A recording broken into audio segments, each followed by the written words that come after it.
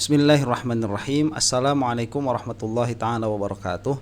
Alhamdulillahirabbil alamin wa sallallahu ala sayyidina Muhammadin wa ala alihi wa sahbihi wasallam. Amma ba'du. Di antara blundernya Jokowi dalam permasalahan ijazah ini yaitu dengan terang-terangan mengatakan bahwa di belakang isu ini ada permasalahan politik, yang mana dengan eksplisit Jokowi itu mengatakan punya bukti atas isu politik yang bermain di dalam ijazah ini. Nah, tapi tidak secara eksplisit Jokowi mengatakan siapa-siapa orangnya. Nah, kemudian termul-termulnya inilah yang berjalan begitu ya, menunjuk sana sini. Di antaranya itu kan menunjuk Megawati dan SBY. Nah, saya sendiri sebagai seseorang yang tidak ikut di dalam politik praktis begitu ya, masa bodoh amat begitu dengan apa yang dilakukan oleh Megawati dan apa yang dilakukan oleh SBY. Nggak penting buat saya itu. Kenapa demikian? Karena yang kita fokus adalah di dalam substansi permasalahannya. Nah, kenapa saya katakan itu blunder yang dikatakan oleh Jokowi? Karena ya apabila Jokowi ini sudah memiliki bukti secara pasti bahwa isu ini adalah isu politik, maka seharusnya yang bersangkutan ini tidak melaporkan Roy Suryo dan kawan-kawan atas nama pencemaran nama baik. Seharusnya itu dibiarkan saja selesaikan secara politik. Kita akan bahas nanti ya, diantaranya di sini ada Andi Azwan tuh sama kuasa hukumnya Jokowi yang entah siapa namanya itu, lupa saya. Itu akan ditanya oleh beberapa panelis, kenapa Jokowi ini malah memasukkan perkara ijazah palsu ini ke dalam tuntutan hukum. Karena permasalahannya ini akan panjang, akan lama begitu. Karena ya setiap putusan nanti dia diberikan hak untuk mengajukan banding sampai tingkat kasasi itu. Jadi panjang, akan lama. Nah, kenapa tidak diselesaikan secara politik? Makanya saya mengatakan begitu, secara tidak langsung Jokowi itu sudah mengakui bahwa dirinya ini mengkriminalisasi orang-orang yang bermain di dalam masalah politik. Jadi seharusnya politik itu selesaikan di dalam politik saja. Kalau atas pola pikirnya Jokowi, yang mana saya rasa itu tidak benar di dalam kenyataan begitu, karena di dalam kenyataannya ini permasalahan legalitas. Ini permasalahannya adalah permasalahan keabsahan ijazah ansih begitu. Itu permasalahannya di situ saja sudah selesai. Nah, permasalahan politiknya inilah yang saya katakan tadi blunder dari Jokowi. Seharusnya kalau di mata Jokowi ini adalah permasalahan politik, jangan dibawa-bawa ke dalam permasalahan atau ke dalam ranah hukum, karena di situ ada ada kriminalisasi. Nah, makanya karena ini adalah dalam pikiran Jokowi begitu ya, ini adalah permasalahan politik yang mana dipakai olehnya ini ke dalam permasalahan hukum, maka kita lihat di situ ada permainan politik di dalam hukum.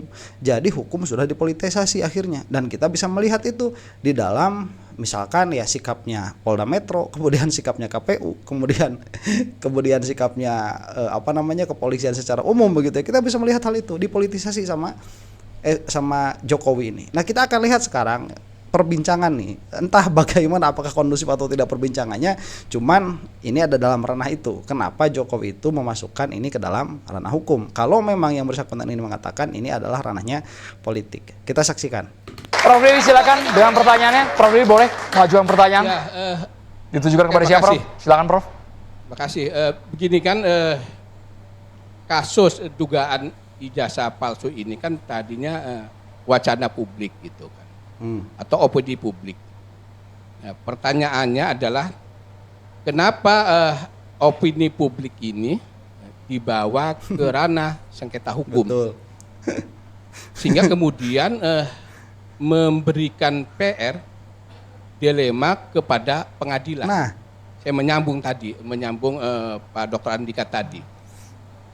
Pasti putusan pengadilan itu kan zero sum game kan? Ada menang kalah. Gitu. Jadi ada dua pertanyaan. Pertanyaan pertama adalah mengapa wacana publik ditarik ke sengketa hukum? Apa alasan dari pihak itu? Itu yang pertama. Okay. Terus yang kedua adalah karena di ranah hukum di pengadilan membuat pengadilan dilematis. Ketika memenangkan gugatan, ya gitu kan, gugatan dari pihak Pak Rifai, Pak Jokowi, dianggap kemudian pengadilan tidak netral.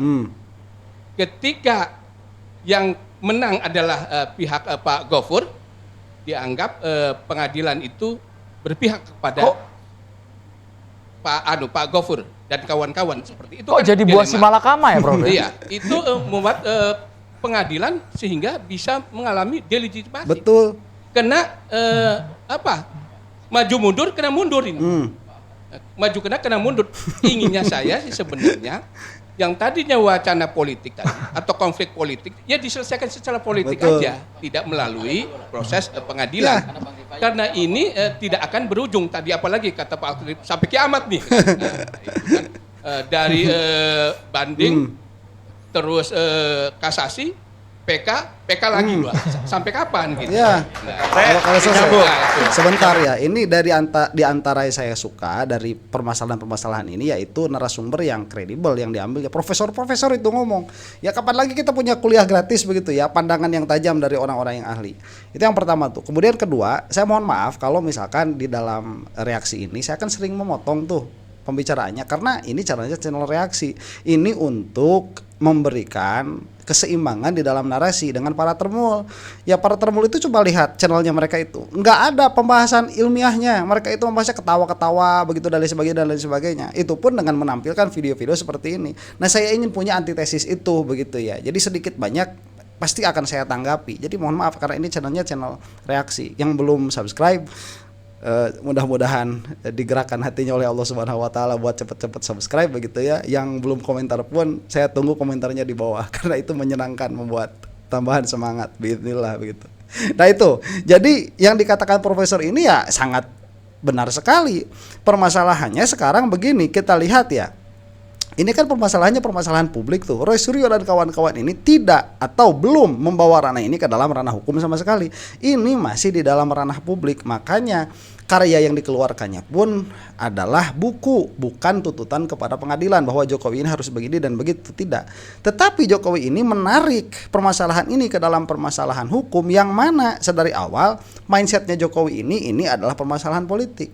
Nah, yang dikatakan betul tadi, akhirnya ya tatkala kepolisian ini dia misalkan menetapkan Roy Suryo dan kawan-kawan sebagai tersangka, maka ini adalah buah si malakama, bunuh diri bagi kepolisian itu sendiri. Akhirnya mendapatkan ketidakpercayaan.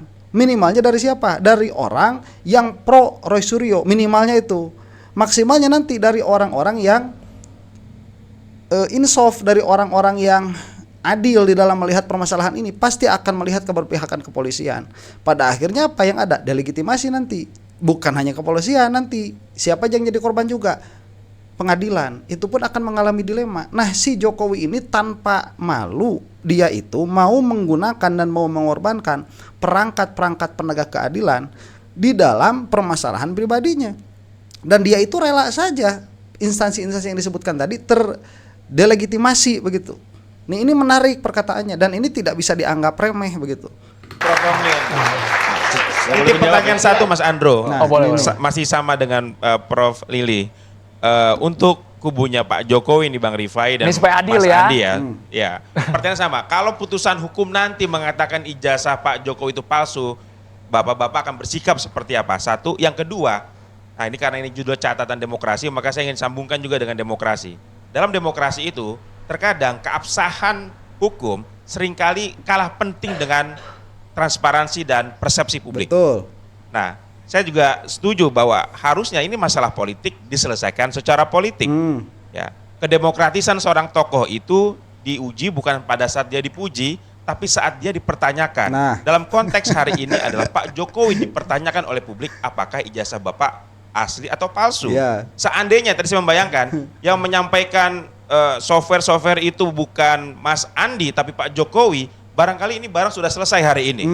Tapi ini kan Pak Jokowi nggak pernah menyampaikan secara terbuka seperti Mas Andi dan Mas Rifai, gitu Mas Andro. Sebentar, ini menarik juga tadi, di dalam demokrasi itu transparansi lebih penting daripada kekuatan hukum. Catat ya, di dalam politik demokrasi ketetapan hukum itu tidak kalah penting. Ketetapan hukum itu dia kalah penting dengan transparansi. Makanya kan suka keluar perkataan dari para termul itu. Sudah kita ikuti saja jalan persidangan, sudah kita ikuti saja proses hukum supaya berlanjut. Itu pun keluar dari mulut Jokowi.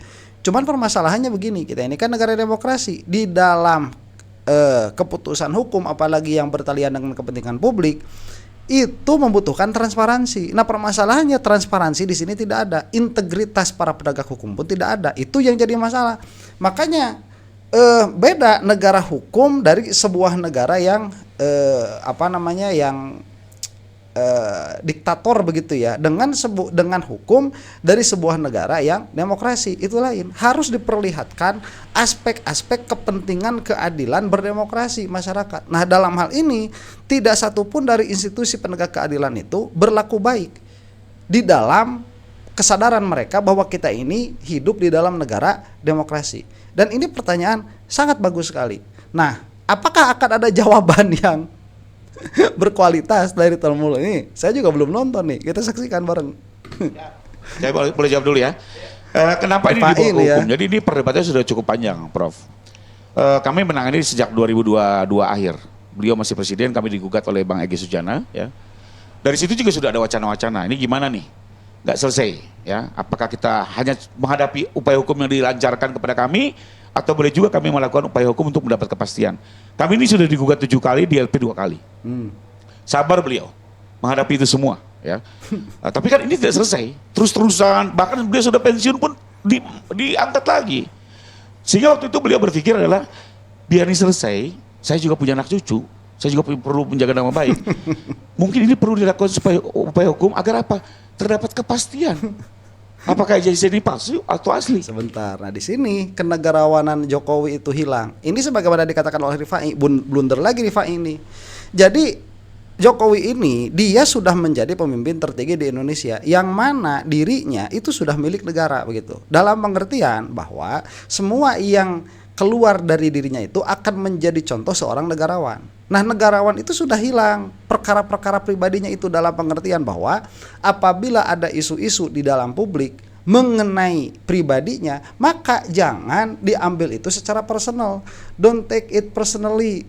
Bagaimana Obama tatkala dia itu dipertanyakan mengenai birth certificate-nya, apakah ada orang yang dituduhkan yang dipidanakan oleh Obama? Tidak ada. Itulah seorang negarawan.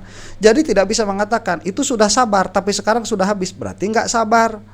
Ya, nggak bisa. Jadi ini sudah blunder dari Rifai ini. Kita lihat dalam permasalahan ini, Jokowi itu tidak memiliki sikap negarawan, dan keabsenan sikap negarawan ini itu kalau dilihat dari kebijakan-kebijakan Jokowi ini bisa jadi bumerang. Berarti di dalam kebijakan-kebijakannya pun Jokowi itu memikirkan dirinya dan memikirkan anak cucunya. Saya kan punya anak cucu. Nah, kelihatan aja bagaimana Jokowi itu menaikkan Gibran menjadi wakil presiden. Karena memang pola pikirnya demikian. Blunder nih sudah Rifai ini. Kedua, beliau juga punya hak asasi sesuai pasal 28 konstitusi gitu ya. Beliau juga bisa menjaga nama baiknya, bahwa dia ini bukan pemalsu surat gitu ya. Apalagi ini berita sudah kemana-mana, sosial media itu kan borderless, semua dari negara mana bisa mengkonsumsi. Jadi akhirnya kita terpaksa melakukan itu pun juga dimulai dengan 2 kali teguran dulu gitu ya. Masih juga berjalan, Pak Jokowi juga masih kasih kesempatan gitu ya, tapi ternyata nggak ada perkembangan, ya terpaksa ini dilaporkan. Sekarang pun juga Pak Jokowi masih menunggu. Apakah ada yang betul-betul setelah melihat, mengakui, minta maaf, ini pun akan dipertimbangkan. Tapi kalau terus diperpanjang terus ya mau tidak mau, agar ada sebuah kepastian, karena bagaimanapun ini negara hukum. Oke, ya bagaimanapun ini negara hukum, tapi baik lagi bagaimanapun ini adalah negara demokrasi, dan sekali lagi bagaimanapun Jokowi ini adalah mantan orang tertinggi di Indonesia, yang mana telinganya itu nggak boleh tipis dan tidak boleh memikirkan keluarganya, itu secara filosofi. Nah, sekarang kalau misalkan landasannya ini memiliki hak asasi, ya sama kan kita juga punya hak asasi. Hak asasi yang diakui oleh undang-undang untuk mempertanyakan apapun yang ingin kita tanyakan mengenai orang yang pernah menjabat jabatan publik. Kalau itu landasannya begitu, sama. Kalau kita obrolannya hak asasi, Roy Suryo dan kawan-kawan itu punya hak asasi untuk apa? Untuk melakukan penelitian sebebas-bebasnya. Lah, ini permasalahannya bukan di dalam hak asasinya. Kenapa permasalahan politik yang itu adalah pola pikir Jokowi sendiri dibawa ke ranah hukum, yang mana tadi akan panjang sekali permasalahannya. Lah, kok jawabannya jawaban pribadi, bukan jawaban filosofis. Jokowi punya anak cucu, Jokowi ini ingin ingin mempertahankan nama baiknya. Kemudian Jokowi itu punya hak asasi. Loh, kok kenapa jadi permasalahannya permasalahan pribadi? Jadi Jokowi ini mengambil ini secara personal begitu. Padahal pola pikir politikus, yang mana dirinya pun sudah menjabat sebagai seorang politisi tertinggi di Indonesia, sebagai seorang presiden. Kan lucu pada akhirnya. Nggak valid jawabannya itu. Argumennya argumen ngada-ngada aja begitu ya, nggak kena dengan permasalahan yang ditanyakan. Maka hukumnya yang menjawab. Nah, kedua saya menjawab yang dari beliau ya. Intinya tunjukkan saja selesai. Saya coba ingatkan, Mas Gibran itu sudah nunjukkan loh berapa tahun yang lalu. Nggak selesai.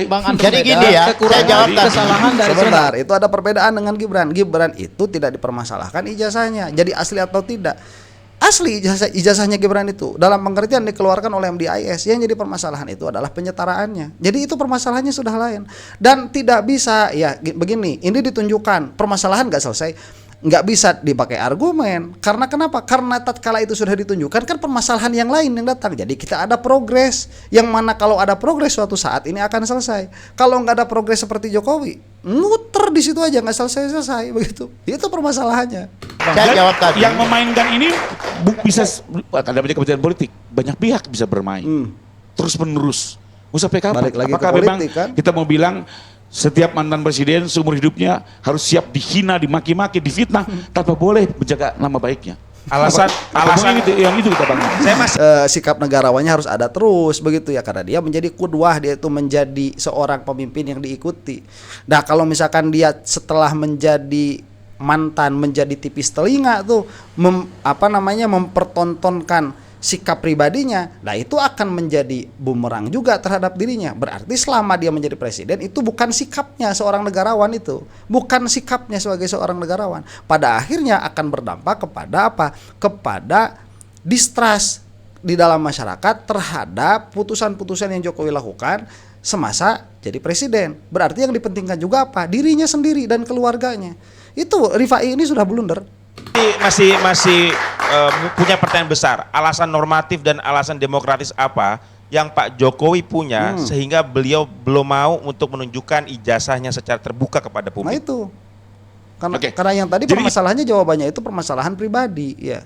Intinya gini, kalau untuk masyarakat sebenarnya dari waktu itu juga siap dibuka. Tapi jujur saja, karena ini sudah masuk ke arena hukum, maka ada aturan-aturan main yang harus diikuti. Kedua, kami juga tidak mau kami tunjukkan justru ini menjadi senjata untuk terus mempermainkan dari pihak para tersangka. Jadi ini lebih kepada strategi hukumnya.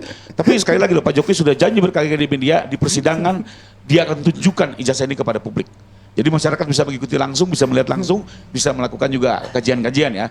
Tapi kembali lagi, kenapa di sidang? Karena itu forum yang tepat. Kenapa? Karena kami sudah keburu masuk ke proses hukum. Lihat ya bodohnya Rifai. Ini video diambil 4 hari yang lalu. Kalau tidak salah ini sebelum gelar perkara khusus tuh kalau tidak salah. Jadi bilangnya nanti di pengadilan. Lah kemarin ditunjukin sama polisi kok begitu ya, dan yang menunjukkan bukan Jokowi, dan kemarin itu tidak dibilang bahwa siapa-siapa yang yang kapan disitanya ijazah ini, nggak dibilangin. Pikir ijazah Rifai ini nggak ada di kepolisian begitu mungkin, atau kalau ada di kepolisian nggak ditunjukin penyitaannya tanggal 23 Juli ini. Aduh. Hanya itu sebenarnya persoalannya.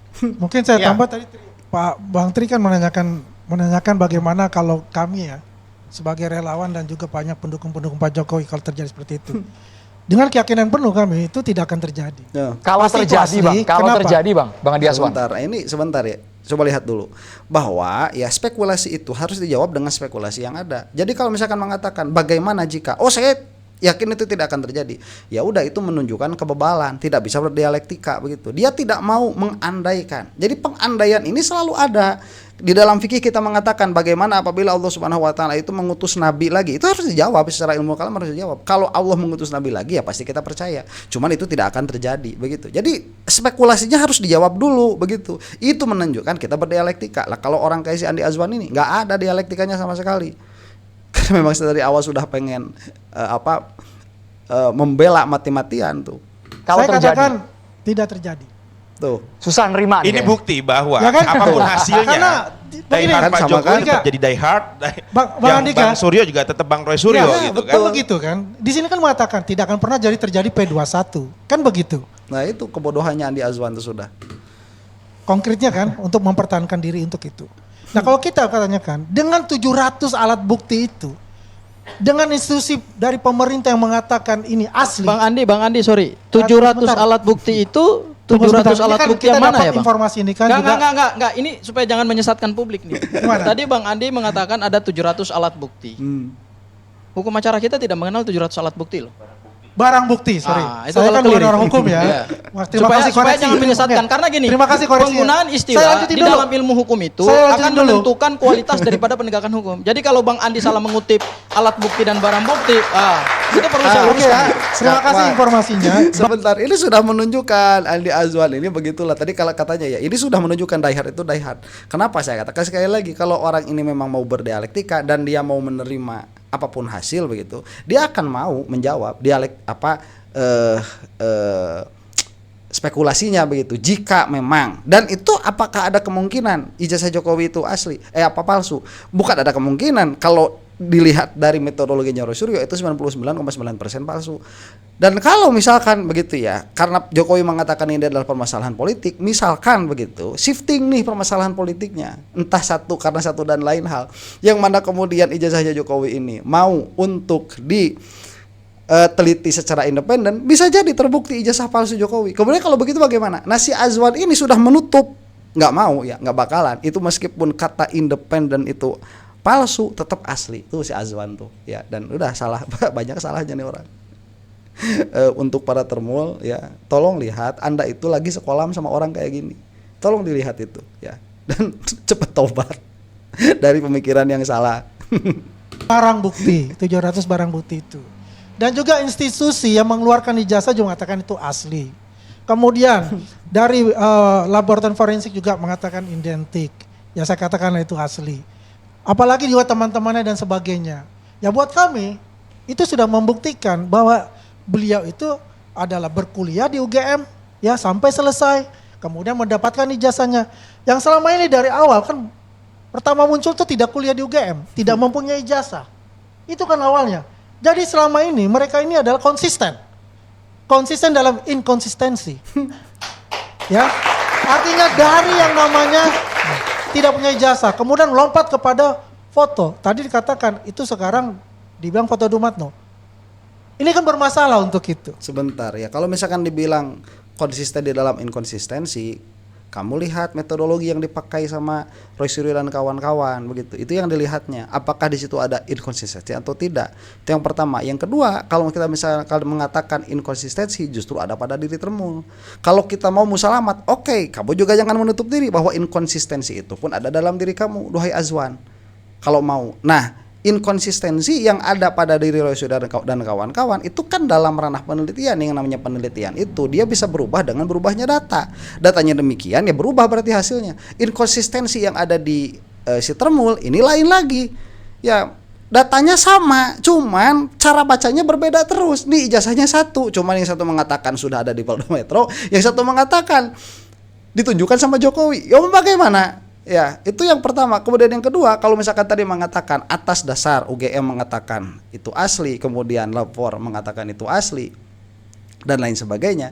Coba lihat, tadi permasalahannya kita ini negara-negara demokrasi. Di dalam negara demokrasi itu transparansi itu lebih penting pada akhirnya daripada narasi yang dikeluarkan oleh orang-orang yang katanya memiliki kewenangan untuk mengatakan asli atau tidak. Permasalahannya mereka-mereka ini, OVA UGM, kemudian Polda Metro, itu mengatakan hal itu tanpa transparansi. Dan ini kan sudah dikatakan tadi permasalahan politik, dan kepolisian itu jenderal-jenderalnya adalah jabatan politik. Dan OVA UGM di belakangnya juga ada konflik of interest karena orang sebelumnya, si rektor sebelumnya Pratikno jadi menteri, orangnya Jokowi juga. Terus kita mau percaya begitu saja begitu? Nggak bisa. Ya, dari nalarnya orang-orang yang kritis yang memang masih mau berpikir waras, tidak mau dibodohi. Ya, kalau misalkan orang dari awal sudah menundukkan dirinya untuk dibodohi, ya akan keluar orang-orang seperti Andi Azwan ini. Ya, kalian juga para termul begitu ya, yang termul. Apalagi dikatakan sekarang oleh salah satu tersangka bahwasannya ya dia tahu siapa yang mencetak ijazah ini. Ini kan aneh buat saya. Pertama, dia mengatakan dengan keyakinan penuh bahwasanya foto itu adalah fotonya Dumatno. Ketika saya bertemu dengan Dumatno yang merupakan juga teman saya wawancara dia, apakah ada kata Dumatno lagi? Tidak ada kata Dumatno lagi. Berarti abang 100% asli bang ya, bukan 99,9%. 100%. Tinggal kita buktikan aja di pengadilan. Saya takutnya kalau hasilnya bertolak belakang bisa frustasi nih kayaknya. Sebentar, kalau ada yang punya linknya wawancara si Andi Azwan ini dengan Dumatno, tolong tuliskan di kolom komentar ya, karena saya tidak melihat, itu cuma ada sepihak saja. Jadi si Andi Azwan ini mengklaim dia itu berbicara dengan Dumatno tapi cuman mengeluarkan foto dan sedikit video. Jadi tapi klaimnya kan wawancara begitu. Saya nggak tahu isi wawancaranya bagaimana. Dan pada akhirnya begitu ya, itu kan spekulasi lagi bahwa siapa ini Dumatno. Lah sekarang kalau Dumatnonya nggak mau ngaku ya sudah berarti salah, bukan fotonya Dumatno. Apakah itu fotonya Jokowi? Belum tentu juga. Nah kita kalau mau melihat seperti itu ya seperti itu. Apa yang nampak ya apa yang nampak. Dan pola pikir yang sama juga harus dipakai. Tatkala Jokowi mengaku Pak siapa itu Kasmujo itu sebagai dosen pembimbingnya skripsi malah waktu itu, dan Pak Kasmujo itu tidak mengakuinya, itu pun harus konsisten. Berarti Pak Kasmujo bukan pembimbing skripsinya Jokowi. Kemudian dipindah narasikan menjadi pembimbing akademiknya. Tidak mengaku juga Pak Kasmujo, itu pun harus diakui. Kan begitu kalau pola pikirnya Ajeng tuh. Ya. Makanya kalau tadi saya katakan inkonsistensi ini bisa berbeda. Oke, karena yang satu meraba-raba, Roy Suryo dan kawan-kawan ini meneliti meraba-raba, maka tatkala datanya lebih lengkap, maka kesimpulannya akan berbeda. Beda permasalahannya dengan Jokowi. Yang diobrolkan sama Jokowi itu pengalamannya. Lah kok pengalaman bisa berbeda? Lah ini kan aneh. Ini bukan penelitian yang diobrolkan sama Jokowi itu, pengalaman pribadinya. Aduh, Masya Allah, bingung saya bagaimana sama orang saya si Andi Azwan ini dengan pedenya begitu ya mengatakan berdalil dan berdalih membangun argumen. Padahal argumennya itu membunuh dirinya sendiri. Saya nanggapi Bapak tadi bilang katanya kenapa ada secara politik. Ini ijazah presiden, Pak. Jangan sampai jadi sejarah bahwa di sejarah Indonesia ini ada presiden yang punya ijazah palsu. Jadi tidak semudah itu. Dan Jokowi ini pada waktu melamar sebagai presiden, dia menggunakan ijazah itu. Ini dokumen publik. Jadi publik berhak tahu. Sekarang publik memasalahkan. Iya. Saya paham Pak Al-Qadiri bahwa ini adalah pucuk kekuasaan tertinggi presiden. Tapi problemnya kan ada dua. Pertama, di akar rumput ini kan terjadi polarisasi. Berhadap-hadapan antara pendukung Pak Jokowi dan pendukung Pak Rio CS. Itu saya kira tidak baik gitu loh kan, karena berhadap-hadapan masyarakat pasca pemilu 2024 kok masih ada. Iya. Terus yang kedua adalah terkait dengan presiden demokrasi kita nih. Iya. Dan politik elektoral. Iya. Gitu loh. Persoalan ini saya harap sih saya pribadi itu tidak diselesaikan di pengadilan. Iya. Karena menunjukkan kedewasaan baik pihak Bang Andi nih, Pak Jokowi maupun pihak Pak Rio CS. Sebentar ini sepertinya habis ya. Silakan tonton sendiri. Cuman ini sepertinya ada miss dari Pak Al-Qadiri ini ya. Dalam pengertian bahwa kalau saya setuju dengan yang dikatakan oleh profesor ini, dalam kaitannya sebagai negara demokrasi dan Jokowi sendiri sudah punya pandangan bahwa ini adalah permasalahan politik, seharusnya tidak dibawa-bawa ke persidangan. Kecuali kalau Jokowi sudah siap secara politik menggunakan pengadilan untuk kepentingan dirinya. Dan itulah tadi yang dikatakan sama siapa? Sama Rifai itu. Ya, menunjukkan bagaimana sebetulnya sikap Jokowi selama ini. Kedegarawanannya tidak ada. Dia hanya memikirkan dirinya, dia memikirkan anak-anaknya dan cucu-cucunya. Yang mana kebetulan itu tidak akan bisa terjadi tanpa termul. Makanya direkrutlah termul-termul itu. Dan pada waktunya kalau sudah waktunya dibuang, ya dibuang sebagaimana dilakukan kepada Projo. Demikian. Mudah-mudahan kita semuanya ada dalam lindungan Allah Subhanahu wa taala. Wallahu taala alam bisawab. Assalamualaikum warahmatullahi taala wabarakatuh.